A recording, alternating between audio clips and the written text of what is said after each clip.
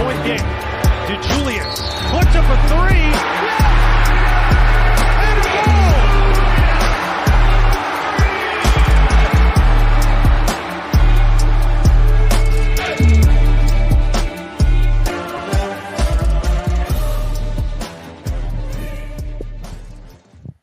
It's Bearcat Blitz time on the Believe Network. I'm your host, Russ Eltman, joined across the way, as always, by my co-host, Neil Meyer from the Front Office News and allbearcats.com. I am, of course, found at allbearcats.com as well. You can read my football and basketball coverage. Big night of basketball coverage after an 81-77 victory over number 19 TCU at Fifth Third Arena. The student section stormed the court.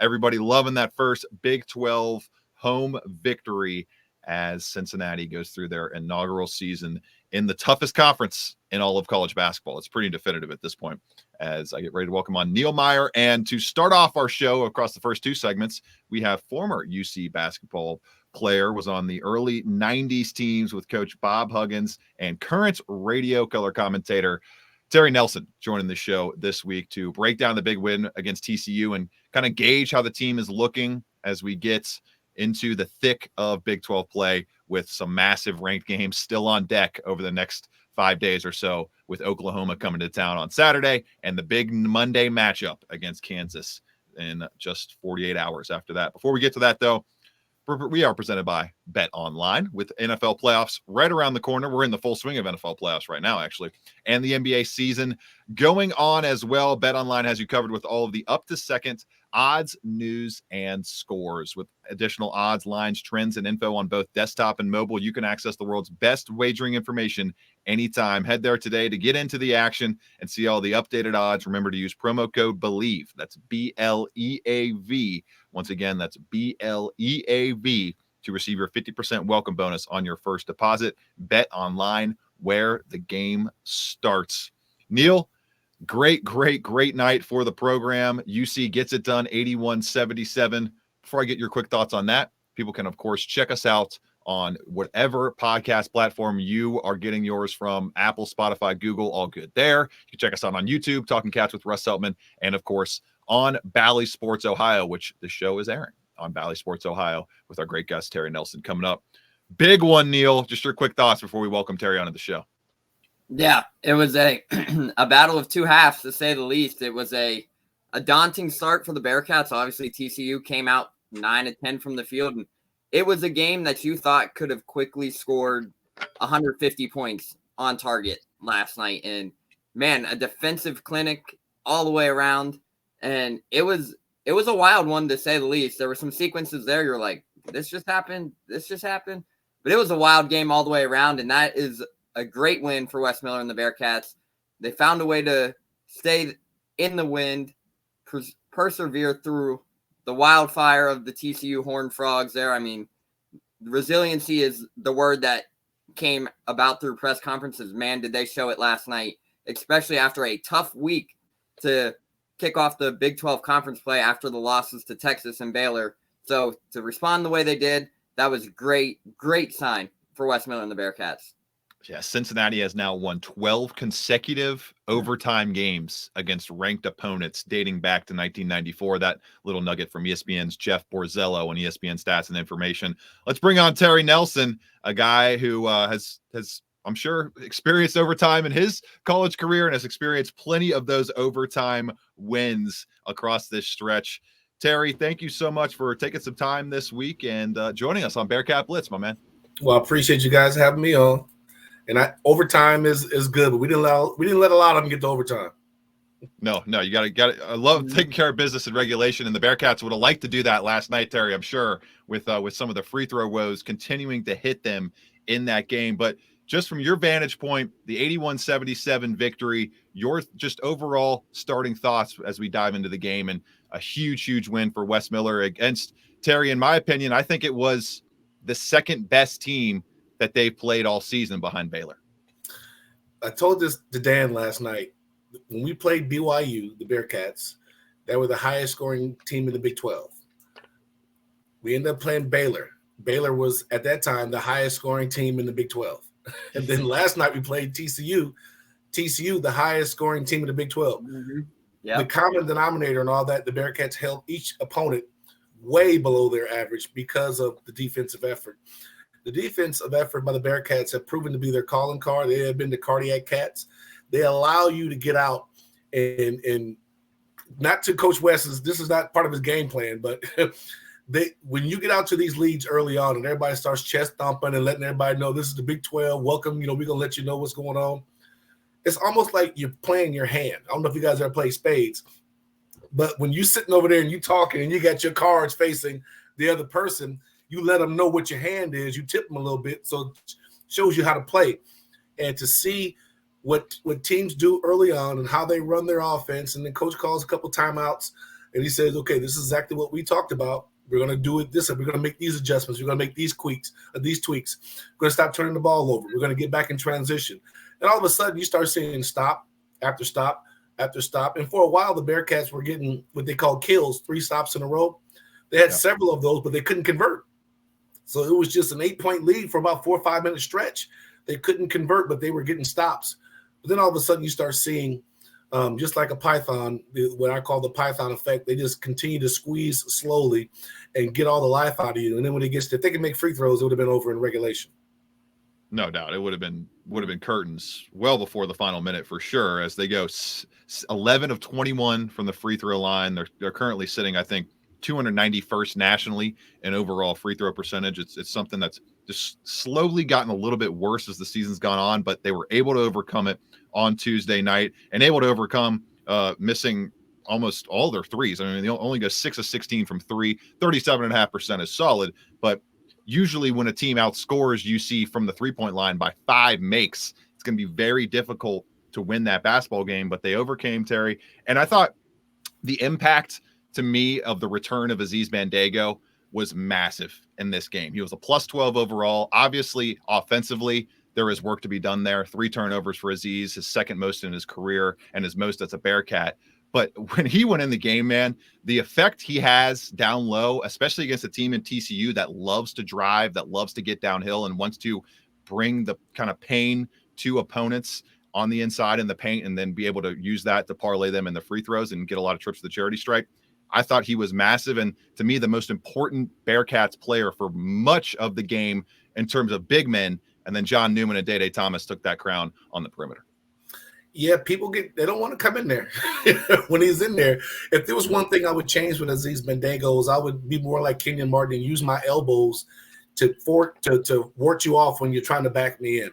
He puts his arms straight up in the air, which makes him skinny, and he's already a rail thin guy anyway, and allows the bigger guys to back him into the basket before he tries to block the shot. Whereas you can use your elbows in the back. When you're backing the guy in, you can use your elbows. You can't use it when the guy's facing you, but you can, use it as a sort of a rail to sort of keep that guy coming.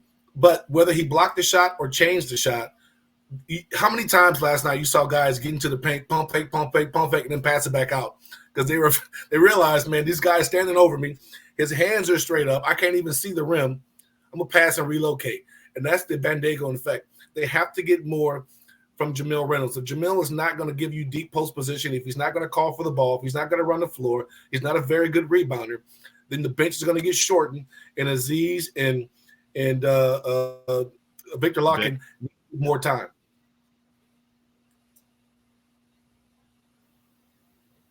Yeah, and I agree with you there. I agree with you, Terry, but the biggest takeaway for me personally last night was, man, what John Newman did on both ends of the floor. I thought he had a career night.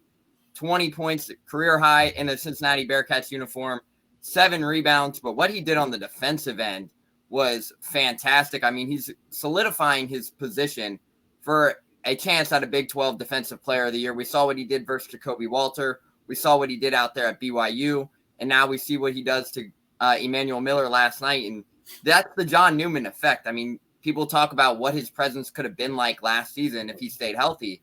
But now they're starting to get to see the glimpses of the kind of player John Newman really is. And, I mean, it was just great to see him bounce back after the missed free throws versus Texas. He goes down. He hits 2 big free throws to tie the game up, to have the full circle moment for him. And there's nobody who has worked harder and embraced being a Bearcat than what John Newman has over the last few seasons after everything he's been through. So overall for him to see that kind of performance last night as well was fantastic.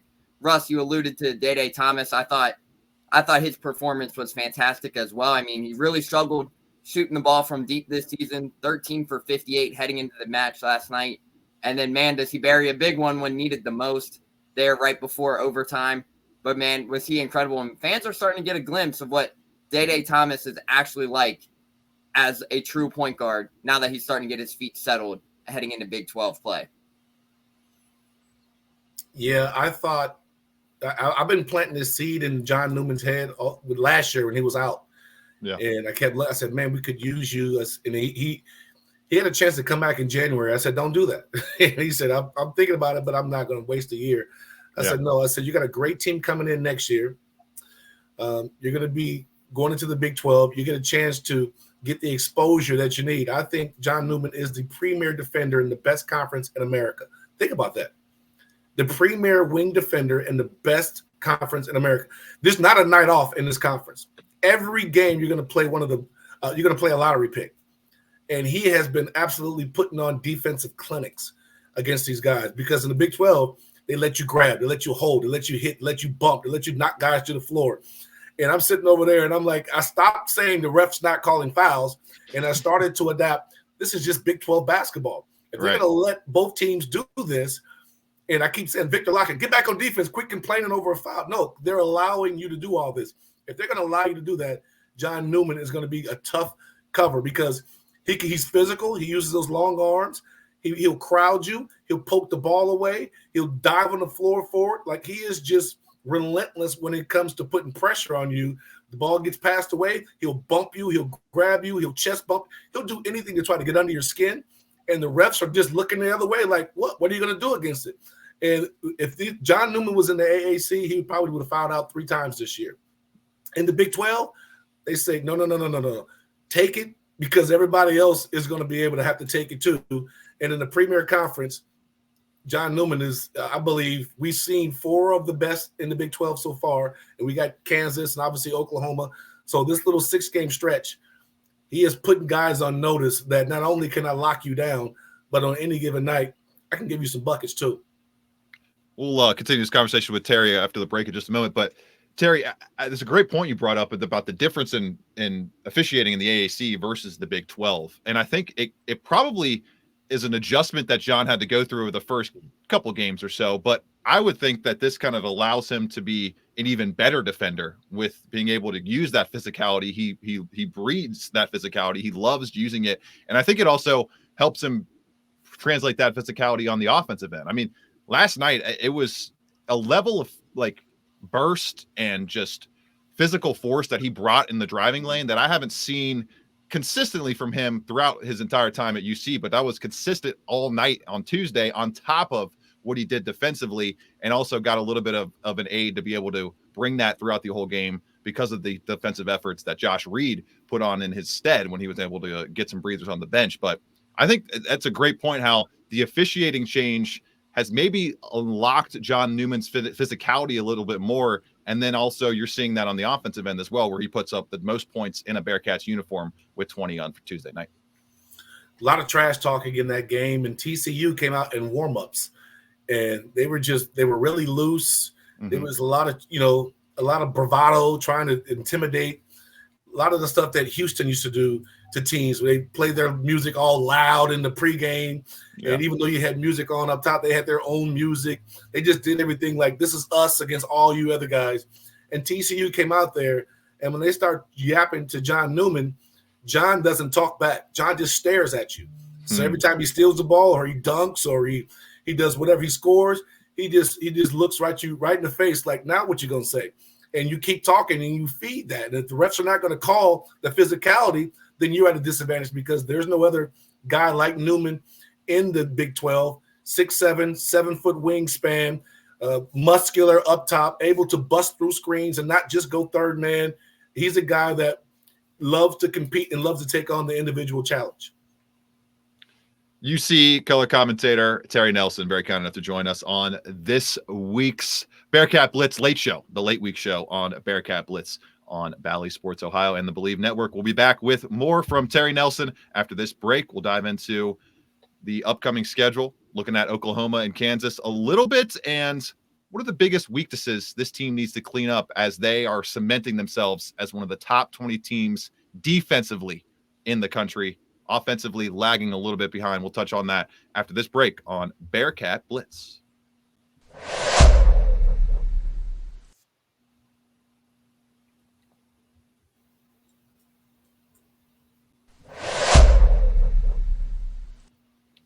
Bearcat Blitz continuing here. I'm your host, Russ Heltman, joined by my co-host, Neil Meyer. You can catch us at allbearcats.com and also catch Neil Meyer's work as well at thefrontofficenews.com. We are excited and very honored to be joined by UC color commentator Terry Nelson on the basketball side of things. He was right there courtside with Dan Horde and Mo Egger on the call for the 81-77 win over TCU in overtime. The Bearcats once again get the job done against the ranked team in overtime, the 12th consecutive time they have done that since 1994.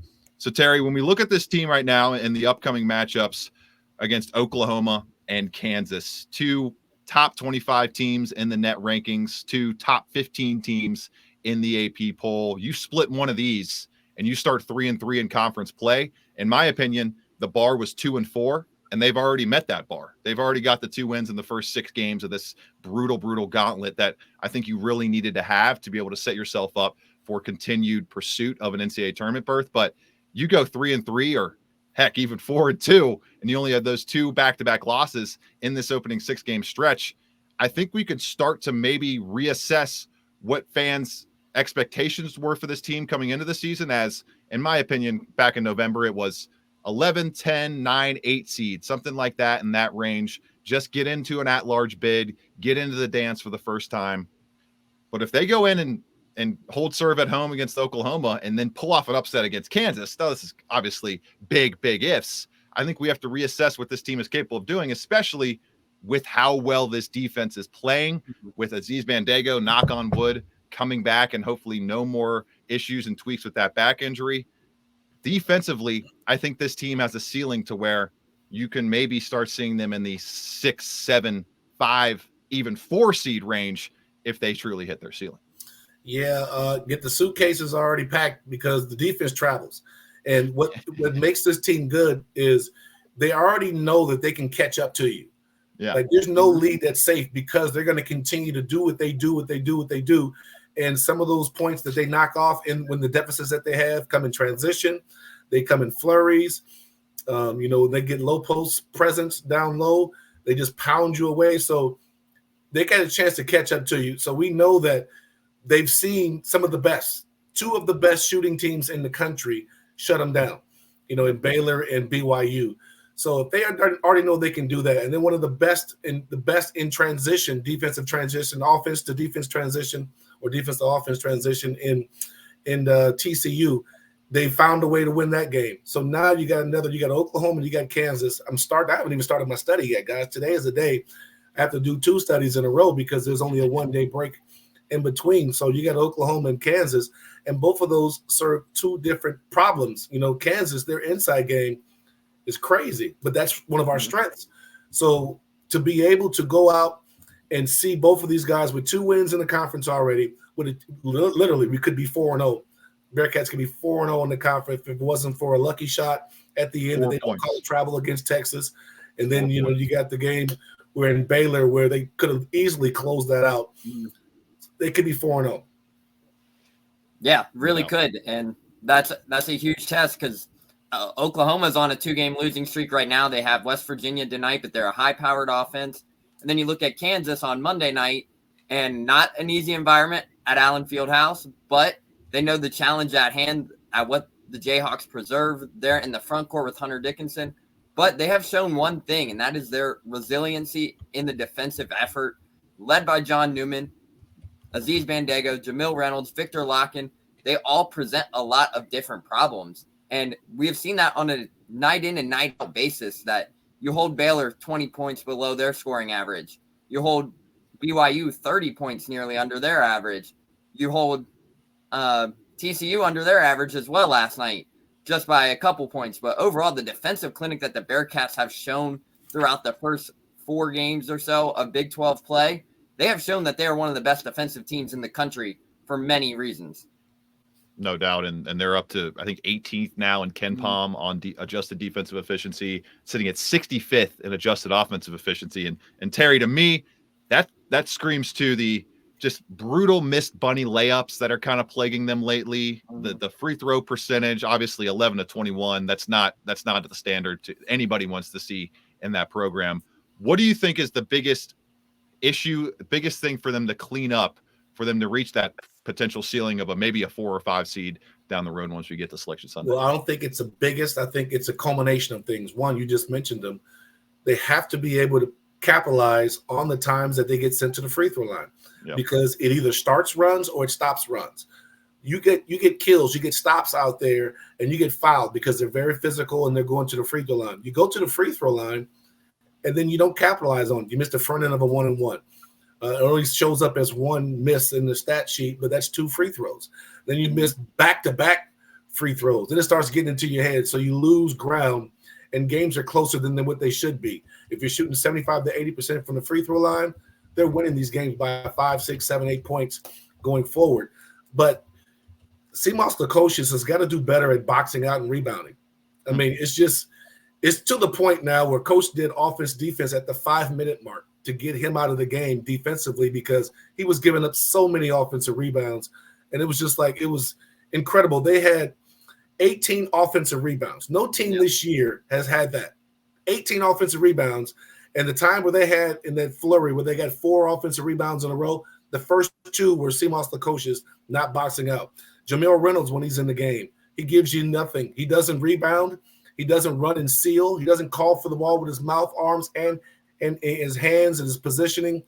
So he's got to come off the bench and give you 7, 8 rebounds. He's never been a big rebounder.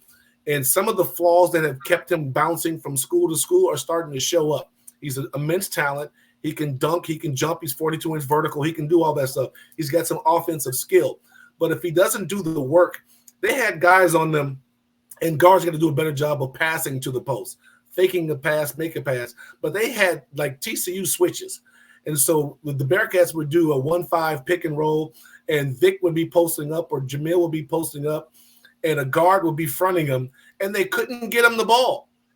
And I'm thinking, first of all, Big's got to be able to push the guy up the lane, give a target hand. Very rare do you see Jamil Reynolds give a target hand. He has both hands behind him trying to hold the guy back from getting the ball. So where does the guard know to throw the ball? Because you're not telling him where you want the ball. Mm-hmm. And then secondly, Victor Locken is a mismatch. I don't care who's guarding him. If you can't get Victor Locken the ball, if Vic has his hand up, you fake down to move the defensive hands and you throw up. If his hands are low, you fake up to move the hands and you throw low. They fake and then throw the same way they fake. And so he has to release, catch the ball 3-4 feet away from where he had the guy posted. Now he's got to do 1 to 2 dribbles just to get back to where he was, which throws off the timing. They double team late. By the time they kick it back out, it's less than 5 seconds, and then you're jacking up shots. So if they have to do a better job of getting the ball to guys that know how to score and pass down low. If they can't do that, they can't box out, they can't make free throws, they're going to be in a lot of games that they're going to lose at the end, because it's the little things that matter. Great stuff from UC Color commentator Terry Nelson joining us on Bearcat Blitz this week. Thank you so much, Terry. Hey, guys. Thanks for having me. Great stuff from Terry Nelson. Quick break, and we are wrapping up the show after this.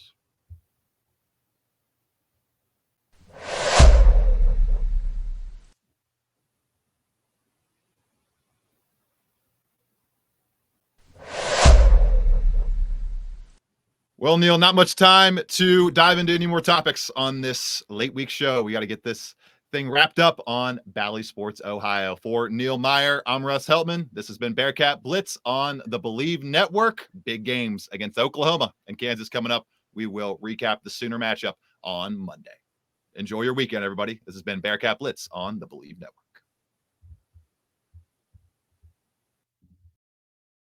This is the second.